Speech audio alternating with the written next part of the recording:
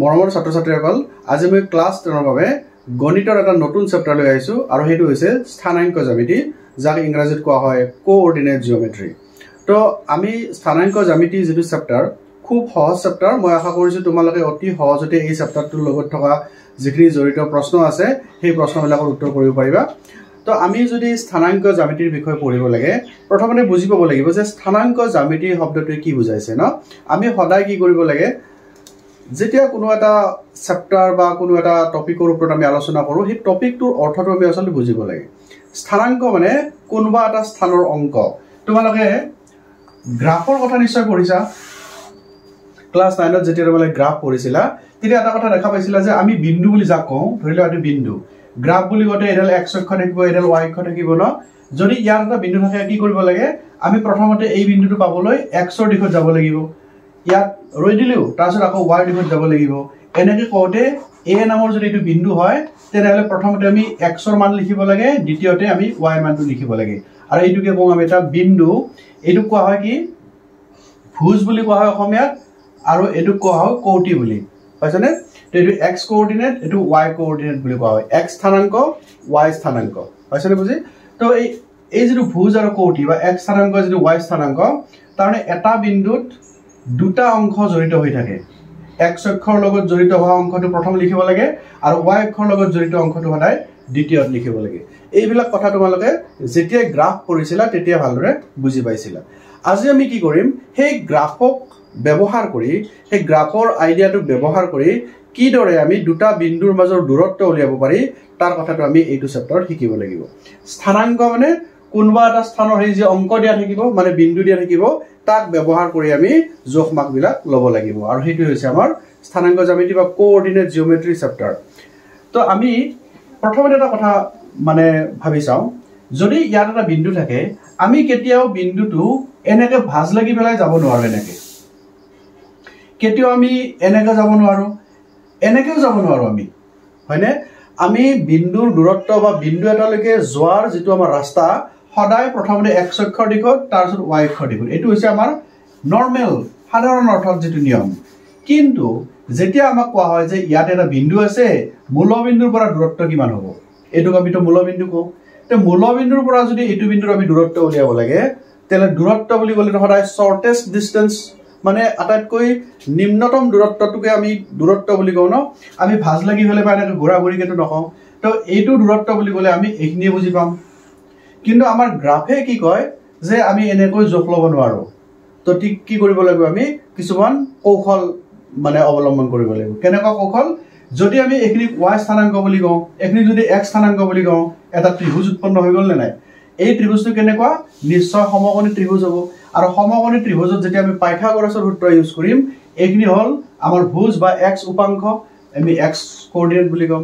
এইখিনি কি বুলি কম আমি y কোঅৰ্ডিনেট বুলি কম অৰ্থাৎ axy নামৰ যেটো বিন্দু আছে সেই বিন্দুটোৰ এইখিনি হৈছে x ৰ অংশ এইখিনি হৈছে y ৰ অংশ তো এতিয়া আমি যদি এই ত্ৰিভুজটোৰ ক্ষেত্ৰত কওঁ এই বাহুডালৰ মান যদি আমি x বুলি কওঁ এটো বাহুৰ মান যদি y বুলি কওঁ তেলে পাইথাগোৰাছৰ সূত্ৰ মানে কি হ'ব আমাৰ এটো o বুলি কৈছো এটো a বুলি কৈছো ধৰা এটো আমি b বুলি কৈছো সাপোজ তো কি আছিল আমাৰ oa² = ob² + ba² এটো আছিল পাইথাগোৰাছৰ সূত্ৰ আমাক লাগে oa বৰ্গমূল ললে কি কৰিব লাগিব বৰ্গমূল চিন দিব লাগিব তো এটা কথা মই ইয়াতে আকৌ ক্লিয়াৰ কৰি দিও তোমালোকে হয়তো বহুতে জানা কথাটো বৰ্গমূল লওতে এইফালে মাত্ৰ এটা সংখ্যা আছে তো ইয়াক বৰ্গমূল ললে ডাইৰেক্ট বৰ্গমূলটো লব পাৰি কিন্তু যদি যোগ থাকে যোগ বিয়োগ থাকিলে বৰ্গমূল লব নোৱাৰি গতিকে বৰ্গমূল চিনটো দিব লাগিব এটা সৰু উদাহৰণ দিছো সাপোজ 25 = 16 + 9 এটো আমাৰ শুদ্ধ হৈছে তো তোমালোকে যে ভাবাই লাগে যে 25 ৰ বৰ্গমূল 5 16 ৰ বৰ্গমূল 4 যোগ 9 ৰ বৰ্গমূল 3 তেনেহলে 5 = 4 3 7 হ'ব পাৰে নেকি কোৱাছো কেতিয়াও নোৱাৰে তাৰে যোগ বিয়োগ এবিলাক থাকিলে আমি ডাইৰেক্ট এনেকৈ ইন্ডিভিজুয়ালি তাৰ মানে বৰ্গমূল লব নোৱাৰো পাইছানে এই সৰু উদাহৰণটো তোমালোকে নিশ্চয় বুজি পাবা ইয়াতো তেনেকুৱা oa² বৰ্গমূল ললে oa হ'ব যেনেকৈ 25 ৰ বৰ্গমূল ললে 5 হ'ব এটা তুমি ob² মানে ob ba² মানে ba এনেকৈ নিলিখিবা কাৰণ আমি এইটো হ'ব যদি লও সেই গতিকে যাৰ আমি বৰ্গমূল লব নোৱাৰো আমি বৰ্গমূল চিনটো দিব লাগে এতিয়া কি লিখিম বৰ্গমূল যেটো চিনটো দিলু বাকি একো কৰিব নোৱাৰো ob মানে কি লিখা আছিল x আছিলে x স্কয়াৰ প্লাস ba মানে কিমান y আছিলে y স্কয়াৰ তাৰ মানে আমি যদি মূল বিন্দুৰ পৰা কোনোবা এটা বিন্দুৰ দূৰত্ব উলিয়াব লাগে তেনেহলে আমি এই আইডিয়াটো ব্যৱহাৰ কৰি পেলাই আমি ইয়াৰ দূৰত্ব অতি সহজে উলাব পাৰো আৰু তাক এইটো এটা ফৰ্মুলা হিচাপে আমি ব্যৱহাৰ কৰিম যে মূল বিন্দুৰ পৰা কোনোবা এটা বিন্দুৰ দূৰত্ব যদি বিন্দুটোক আমি a বুলি কওঁ তেলে op হ'ব p বিন্দু বুলি কলি a বিন্দু বুলি কলি oa হ'ব p বিন্দু বুলি কলি op হ'ব যি তুমি নাম দিয়া সেই নামে হ'ব আৰু ফৰ্মুলাটো হ'ব x square plus y square মানে যদি আমি a বিন্দুটো 3 আৰু 4 বুলি কওঁ তেতিয়ালে ফৰ্মুলাটো কি হ'ব যে oa √3 স্কয়াৰ প্লাস 4 স্কয়াৰ কাৰণ x ৰ মানটো 3 আছে y ৰ মানটো 4 আছে ইয়াৰ যিখিনি ৰিজাল্ট হ'ব হেইটো আমাৰ হ'ব মূল বিন্দুৰ পৰা কোনোবা এটা বিন্দুৰ মাজৰ দূৰত্ব তো আমি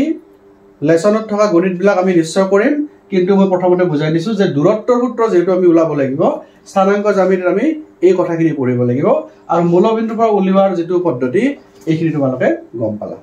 ঠিক আছে এতিয়া আমি পঢ়িম যে দুটা বেলেগ বেলেগ অৱস্থাত থকা বিন্দুৰ মাজৰ দূৰত্ব কেনেকৈ উলিয়াব লাগে ধৰি লোৱা আমাৰ গ্ৰাফ পেপাৰত এনেকৈ দুটা বিন্দু আছে ধৰা ইয়াতে এটা বিন্দু আছে আৰু ইয়াতে এটা বিন্দু আছে এটোৰ নাম মই a বিন্দু বুলি কৈছো এটোৰ নাম মই b বিন্দু বুলি কৈছো হবনে এতিয়া a বিন্দুটো আৰু b বিন্দুটোৰ মাজৰ যে দূৰত্ব এখিনি হ'ব দূৰত্ব কেনেকৈ উলিয়াম আগতে মূল বিন্দু আছিল গতিকে ইয়াৰ পৰা এখিনি x মান এখিনি y মান বুলি কৈছিলো এইবাৰটো হেতু অপচন নাই বিন্দু দুইটাই বেলেগ বেলেগ অৱস্থানত আছে কেতিয়াবা এটো প্ৰথম চক দ্বিতীয় তৃতীয় চতুৰ্থ চক এইবাৰ দুটাই বাৰু প্ৰথম চকত আছে কেতিয়াবা এটা প্ৰথম চক এটা দ্বিতীয় চকত থাকিব পাৰে কেতিয়াবা এটা প্ৰথম চক এটা তৃতীয় চকত থাকিব পাৰে যতেই নাথাকক কিয় আমি কিবা এটা নিশ্চয় ৰাস্তা উলিয়াব লাগিব যাৰ জৰিয়তে দুটা বিন্দুৰ মাজৰ দূৰত্বটো উলিয়াব পাৰো আচ্ছা ধৰি লৈছো যে a নামৰ বিন্দুটোৰ যেটো স্থানাঙ্ক হেতু হৈছে x1 y1 তো x1 y1 কৈছো কাৰণ 1 মানে প্ৰথম বিন্দু এটো দ্বিতীয় বিন্দু মানে কি হ'ব x2 y2 হবনে এটো হল a নামৰ বিন্দু যাৰ স্থানাঙ্ক x1 y1 আৰু b ৰ স্থানাঙ্ক x2 y2 এতিয়া a বিন্দু বুলি ক'লে আসলে কি হয় জানানে প্ৰথমতে আমি ইয়াৰ পৰা x ৰ দিশত যাব লাগিব তাৰপিছত y দিশত যাব লাগিব এনেকুৱা নহব জানো চাচো এখিনি হ'ব এইখিনিৰ মান কি হ'ব x1 আৰু এইখিনি মান কি হ'ব y1 এখিনি তো তোমালোকে বুজি পাইছা দ্বিতীয়তে চ এইটো বিন্দুৰ কথা যদি কওঁ তেনেহলে ইয়াত এনেকে লম্ব টানি দিয়া কাৰণ এইটো বিন্দুলৈকে যদি তুমি যাব লাগে প্ৰথমতে x ৰ দিশত যাব লাগে কেতিয়াও y দিশত প্ৰথম যাব নোৱাৰা তো x ৰ দিশত যাব লাগিব কলৈকে ইয়ালৈকে যাব লাগিব ইয়ালৈকে গলা মানে এই দূৰত্বখিনি কিমান হৈ গল কোৱাছো এইখিনি দূৰত্ব কিমান হ'ব x2 কাৰণ x ৰ মানটো প্ৰথম লিখিব লাগে এইবাৰ এই বিন্দুটো যেটো x2 আৰু y2 আছে তো x2 টো আমি ইয়াত লিখিব লাগিব এইখিনি দূৰত্ব কি হ'ব তানে এইটো বিন্দু পাবলৈ প্ৰথমতে ইয়াৰ পৰা ইয়ালৈকে যাব লাগিব তাৰপিছত ইয়ালৈকে যাব লাগিব এইখিনি হ'ল y2 এইখিনি লৈকে বুজি পাইছা নিশ্চয় ন এইখিনি হৈছে y1 কাৰণ এই বিন্দুটো ইয়াতে আছে এইখিনি হৈছে y2 কাৰণ বিন্দুটো ইয়াতে আছে এতিয়া আমি যদি ইয়াৰ দূৰত্ব উলাব লাগে তেনেহলে এনেকৈ যদি হেলনিয়া কৈ থাকে হেনেকুৱা ৰেখাৰ দূৰত্ব আমি গ্ৰাফৰ পৰা ডাইৰেক্টলি উলাব নোৱাৰো আমি এনেকুৱা কিবা এটা ব্যৱস্থা কৰিব লাগিব যাতে তাত সমকোণী ত্ৰিভুজ এটাৰ সৃষ্টি হয় কাৰণ সমকোণী ত্ৰিভুজ সৃষ্টি হলে আমি পাইথাগোৰাছৰ সূত্ৰটো ব্যৱহাৰ কৰিব পাৰিম তো ইয়াতটো এটো ত্ৰিভুজ হোৱা নাই নহয় এটো কি এনেকুৱা হৈছে এটা মানে ট্ৰেপিজিয়াম নিচিনা হৈছে ন তো আমি কি কৰিব লাগিব ইয়াতে এনেকৈ এডাল টানি দিম লম্ব এডাল টানি দিছো আচ্ছা এইখিনিৰ মান কাৰ সমান হ'ব তাৰপিছত এই যে দেখা পালো এই যে ত্ৰিভুজ এটাৰ সৃষ্টি হ'ল এতিয়া এই ত্ৰিভুজটোৰ যদি এইডাল বাহুৰ মান আমি জানো এইডাল বাহুৰ মান যদি জানো তেতিয়ালে পাইথাগোৰাছৰ সূত্ৰ মানে কি হৈ যাব a2 square plus a2 square a2 square তাৰ আলটিমেটলি বাহুটো আমি পাই যাম ধৰি লোৱা এটোৰ নাম মই p বিন্দু বুলি দিছো হৈছে নে এটা ap বাহুৰ মান কিমান হ'ব তোমালোকে কোৱাছো মোক ap বাহুৰ মান কিমান হ'ব চোৱা ইয়াৰে পৰা ইয়ালৈকে কিমান আছিল x2 আছিল ইয়াৰে পৰা ইয়ালৈকে কিমান আছিল x1 আছিল তাৰমানে চাবাছো মই আকবাৰ আকি দিছো ধৰা এইখিনি a আছিলে এইখিনি p আছিলে হয়নে ap ৰ মানটো যদি লাগে ইয়াৰে পৰা যিমান দূৰত্ব হ'ব তাৰে পৰা এইখিনি দূৰত্ব যদি মাইনাস কৰি দিও এইখিনি ওলাব নে নোলাব নিশ্চয় ওলাব একদম সহজ কথা এটা কৈছো তোমালোকক তাৰমানে ap ইকুৱেল কি হ'ব জানানে ap ইকুৱেল টু ইয়াৰে পৰা ইয়ালৈকে কিমান আছে x2 মাইনাস এইখিনিৰ পৰা এইখিনি মাইনাস কৰিব লাগিব x1 x2 minus x1 এইখিনি হৈছে ap ৰ দূৰত্ব এটা মোক লাগে বিপিৰ দূৰত্ব কাৰণ আমি পাইথাগোৰাছৰ সূত্ৰটো এইটো ত্ৰিভুজতে ভৰাম বিপিৰ দূৰত্ব কিমান হ'ব বিপি ইকুৱেল টু চাবা আগতে লম্বাটো লোৱা এইটো লম্বাটোৰ মান কিমান আছিল y2 আছিল গতিকে তুমি y2 মাইনাস কোনটো কৰিব লাগিব এই ছুটিখিনি কৰিব লাগিব এই ছুটিখিনি কাৰ সমান যেহেতু এই বাহুডাল চাচো এডাল বাহুৰ লগত এডাল সমান হৈ আছে তো দীঘল বাহুটোৰ পৰা ছুটি বাহুটো মাইনাস কৰিলে কি থাকি যাব ছুটি বাহুটোৰ দৈৰ্ঘ্য আছে y1 হৈ গল এতিয়া আমাক লাগে কি ab ৰ দৈৰ্ঘ্য তে ab ইকুৱেল টু ৰুট চিনটো দিম নহয় আমি কাৰণ আমাৰ বৰ্গমূল ল'ব লাগিব ab ইকুৱেল কি হ'ব যে ap square plus bp square হ'ব না এতিয়া চোৱা ab স্কয়াৰ মানে কি ab মানে আছে x2 x1 so x2 x1 তাতে স্কয়াৰ আছে স্কয়াৰ দিম প্লাস bp মানে কিমান আছে y2 y1 তো আমি কি কৰিম y2 y1 তাতে স্কয়াৰ দিম হৈ গল তো এইটোৱে হল আমাৰ এটা ফৰ্মুলা যেটো ফৰ্মুলাৰ জৰিয়তে যি কোনো দুটা বিন্দু যদি হেলনিয়া হৈ থাকে তাক উলিয়াব পাৰিম আমাৰ সেই বিন্দু দুটাৰ স্থানাঙ্কৰ জৰিয়তে এইটো সূত্ৰ ব্যৱহাৰ কৰি তো এইটো সূত্ৰকে কোৱা হয় দূৰত্বৰ সূত্ৰ বুলি গ্ৰাফত দুটা বিন্দুৰ মাজৰ দূৰত্ব উলিয়াব লাগিলে আমি সদায় এইটো ফৰ্মুলা ব্যৱহাৰ কৰিম গতিকে আমি কি দুটা সূত্ৰ উলিয়াব পাৰো মই লিখি দিছো তোমালোকে ভালদৰে চাই লোৱা যদি মূলবিন্দুৰ পৰা কোনোবা এটা বিন্দু দূৰত্ব হয় আমি OA বা OB যি কোৱা তুমি O টো লিখিমে কাৰণ মূলবিন্দু বুজাইছে ন এটো হেতু সূত্ৰ আছিল আমাৰ x square plus y square ইয়াতে x y টো কি বস্তু যেটো তোমাক বিন্দু দিয়া থাকিব সেই বিন্দুটোৰ এটো হৈছে ভুজ এটো হৈছে কৌটি অৰ্থাৎ এটো x উপাংশ y উপাংশ বা x কোঅৰ্ডিনেট y কোঅৰ্ডিনেট পাইছা বুজি দুটা যদি বিন্দু A আৰু B হয় তাৰ মাজৰ দূৰত্বক AB বুলি গলে কি হ'ব x2 x1 whole square plus y2 y1 whole square acne বুজি পাইছা এতিয়া মই তোমালোকৰ এটা কনফিউজন অকমান দূৰ কৰিব বিচাৰিছো বাই চান্স এই দূৰত্বৰ সূত্ৰটো তোমালোকে এনেকৈ লিখিব পাৰা এটো কোনো কথা ভুল নহয় চাবা এই যে x2 x1 whole square লিখিছা নহয় এটো তুমি এনেকৈ লিখিব পাৰা x1 x2 whole square plus y1 y2 whole square এনেকৈ লিখিব পাৰা আচ্ছা কি পাৰ্থক্য আছে চাচো x2 x1 x1 x2 চাবা যদি মই কম 7 বিয়োগ 3 ইকুৱেল কিমান 7 ৰ 3 গলে 4 মই যদি কম 3 বিয়োগ 7 সমান কিমান যে -4 ৰিজাল্ট বেলেগ বেলেগ কিন্তু যদি মই দুইটিকে স্কয়াৰ কৰি দিও তেতিয়া এটোটো স্কয়াৰ হ'ব এটোটো স্কয়াৰ হ'ব সো 4 স্কয়াৰ কৰি 16 হয় -4 স্কয়াৰ কৰিলেও 16 হয় অৰ্থাৎ যদি বৰ্গ না স্কয়াৰ নাথাকিলে হয় তেতিয়া কিন্তু আমি কৰিব নোৱাৰিলো হেতেন স্কয়াৰ আছে কাৰণে আমি বদলাই দিওতেও তাৰ ৰিজাল্ট কিন্তু একেই থাকিল তানে x2 x1 হোল স্কয়াৰ আৰু x1 x2 হোল স্কয়াৰ কৰিলে ৰিজাল্ট একেই থাকিব কিন্তু তোমালোকে যে বাই চান্স দৌৰা দৌৰিকে কেতিয়াবা এইটো পাহৰি যায় এনেকেও লিখা নহয় কোনো ভুল নহয় পাইছানে বুজি সো এই দুটাৰ যিকোনো এটা তুমি সূত্ৰ হিচাপে মনত ৰাখিবা আৰু এইটো হৈছে মূলবিন্দুৰ পৰা এতিয়া আমি লেসনটোত যি গণিত দিছে নহয় তাৰে এটা কৰি চাও যে কিমান সহজত আমি এটা কৰিব পাৰো আমাৰ এক্সাৰসাইজ আছে 7.1 ইয়াৰে মই 1 নম্বৰৰ 1 2 এই গণিতটো মই কৰি দিছো তোমালোকক দিয়া আছে -5 আৰু 7 তাৰছত -1 3 এই দুটা বিন্দু দিছে আমি বিন্দুটোৰ মাজৰ দূৰত্ব উলিয়াব লাগে সো দূৰত্ব যেতিয়া আমি উলাব লাগিব আমি কি কৰিব লাগিব প্ৰথমতে ইয়াত চাচো আমি দূৰত্বৰ সূত্ৰত কি কৈছিলো AB বুলি কৈছিলো তাৰে এটা A বিন্দু এটা B বিন্দু ইয়াত অকল বিন্দুটাৰ আছে নামটো একো দিয়া নাই তো দূৰত্বটো লিখোতে অকমান তোমাৰ বাক্যটো অলপমান দীঘলীয়া নিচিনা হ'ব না সো সেই কাৰণে তুমি ধৰি লোৱা প্ৰথমতে ধৰা হল বিন্দু দুটা ক্ৰমে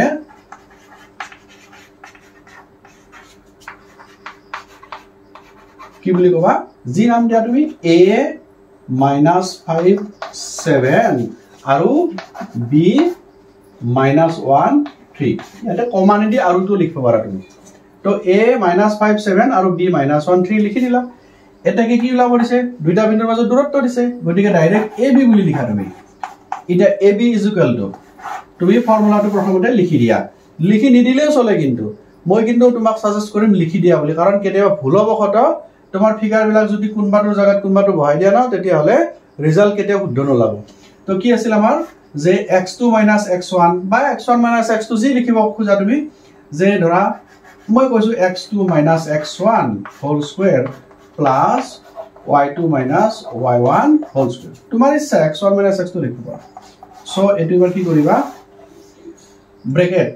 x2 minus x2 মানে কি আছে চোৱা এটো হল a মানে প্ৰথম বিন্দু b মানে দ্বিতীয় বিন্দু তাৰ ইয়াত থকা বিলাক 1 1 ক'ব লাগিব x1 y1 এটো দুই নম্বৰ বিন্দুৰ কাৰণে x2 আৰু y2 ক'ব লাগিব তো x2 minus x1 মানে x ৰ মান এটো আৰু এটো দুই নম্বৰ অৰ্থাৎ x2 মানে -1 হ'ব x1 মানে -5 হ'ব তো x2 মানে কি লিখিম -1 লিখিম লিখিছো না x2 মানে -1 এটা আমি সেকেন্ড ব্র্যাকেট দিম -1 দিলো এই মাইনাস চিহ্নটো আছে ইয়াত দিব লাগিব x1 মানে কি দেখিলা -5 আছে সো এটা এটা আৰু ব্ৰ্যাকেট দিব লাগিব কাৰণ তোমালোকে জানা যদি ব্র্যাকেট নিদিও দুটা মাইনাস চিহ্ন হৈ গল ইয়াত তুমি বুজিবলৈ অসুবিধা পাবা সো ব্র্যাকেট দিবলৈ নাপাহৰিবা ইয়াতে স্কয়াৰ আছে স্কয়াৰ দিলো x2 জায়গাত -1 আৰু এটো -1 x1 মানে -5 কাৰণ -5 এটো প্ৰথম কাৰণে x1 দ্বিতীয় কাৰণে x2 প্লাস y2 মানে সোয়া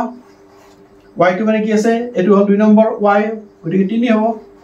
মাইনাস y1 মানে 7 স্কয়াৰ এবাৰ কি কৰিবা সোয়া এই ডাঙৰ ব্ৰ্যাকেটটোৰ ওপৰত ডাঙৰ ব্ৰ্যাকেটটোৰ বাহিৰতে স্কয়াৰটো আছে গতিকে ভিতৰৰ খিনি তুমি কৰিলো আগতে ইয়াত আছে -1 আৰু এটো কি হ'ব মাইনাস মাইনাস প্লাস হ'ব মানে +5 মানে এটো মই নিলিখো বাৰু শৰ্টকাট কৰি দিছো এটো -1 আছে না আৰু মাইনাস মাইনাস +5 ইকুয়াল কিমান হ'ব ডাঙৰ চিনটো প্লাস 5 ৰ এক গলে 4 তানে -1 + 5 ইকুয়াল টু 4 তানে তুমি ইয়াতে ডাইৰেক্ট 4 লিখি দিয়া 4 তাতে স্কয়াৰ প্লাস 3 - 7 কিমান হ'ব চাবা 3 - 7 মানে কিমান ডাঙৰৰ চিনটো মাইনাস বহাব লাগিব 7 ৰ 3 গলে 4 -4 থাকি গল তানে ইয়াতে কি কৰিব লাগিব -4 দি পেলাই হোল স্কয়াৰ দিব লাগিব হৈ গলে কিবা অসুবিধা হৈছে নেকি একদম সিম্পল গণিত এইবিলাক তো ইয়াত আমি কি কৰিম অকমান মুছি দিছো ইয়াতে ইয়াত তলৰ পৰা লিখিছো ইয়াৰ পিছৰ লাইনটো লিখিছো মই যে ৰুট ওভাৰ চিনটো দিছো 4 4 গুণ 16 এটো কিছু মাইনাস অফ স্কয়াৰ মানে প্লাসে হ'ব গতে প্লাস 4 4 গুণ 16 16 কিমান হ'ব 32 আচ্ছা তোমালোকে অকল 32ক এনেকে এৰিব নোৱাৰা কিয় নোৱাৰা জানানে কাৰণ যেনে চোৱা মই যদি 4/8 লিখো এটা এটা ভগ্নাংক হৈছে যদি আমি উত্তৰটো এটো নলও কাৰণ আমি সকলোবোৰ ভগ্নাংকক যেনেকৈ মানে লঘিষ্ঠ আকাৰত লিখিব লাগে হেনেকৈ এই বৰ্গমূল থাকিলেও আমি যদি তাক বৰ্গৰ কোনবা সংখ্যা উলিয়াই বাহিৰক আনিব পাৰো তেনেকৈ আনিব লাগে তো কি হ'ব মই মুখে মুখে পাৰি যদি লিখি দিছো 32ক তুমি হৰণ কৰাছো 2 16 2 8 2 4 2 2 হৈছে নে তাৰে 32ৰ জাগাত এইকেটা পূৰণফল হিচাপে লিখবা এই জৰা জৰা হ'ব নহয় দুটা জৰা হৈছে তাৰে এটা জৰাৰ কাৰণে এটা 2 আহিব এটো জৰাৰ কাৰণে এটা 2 মানে 2 2 গুণ 4 আহিব তানে 4√2 কাৰণ 4 টো যেতিয়া বৰ্গৰ ভিতৰত সোমাই যাব বৰ্গমূলৰ ভিতৰত 4 4 এর 16 হৈ যাব 16 2 গুণ 32 অসুবিধা হৈছে নেকি এটো একো ডাঙৰ কথা নাই এখিনি কৰি চাবা এক জৰাৰ কাৰণে এটা 2 এই জৰাৰ কাৰণে এটা 2 2 পূৰণ 2 কিমান হ'ব 4 হ'ব এই 4 টো বাহিৰক ওলাই আহিব কাৰণ দুটা হলনি এটা লিখিছো তো সেইকাৰণে বাহিৰক আহিব এটোৰ কাৰণে জৰা নহল সহি ভিতৰত থাকি গল অৰ্থাৎ আমি এনেকে লিখিব লাগে আৰু এইটো হৈছে উত্তৰ এটা দূৰত্ব কৈছে নহয় তুমি এতে একক বুলি লিখি দিবা কাৰণ আমি দূৰত্ব শব্দটো যেতিয়া লিখিম তেতিয়া আমাৰ মিটাৰ সেন্টিমিটাৰ কিলোমিটাৰ দূৰত্ব একক লিখিব লাগে ইয়াত তেনেকুৱা কোনো একক দিয়া নাই গতিকে আমি অকল একক শব্দটো লিখিব লাগে যে 4√2 একক এনেকে লিখিলে তোমাৰ শুদ্ধ হ'ব তো এইটো হল এনসাৰ তোমালোকে দূৰত্ব উলালে এনেকৈ উলাব লাগিব ঠিক আছে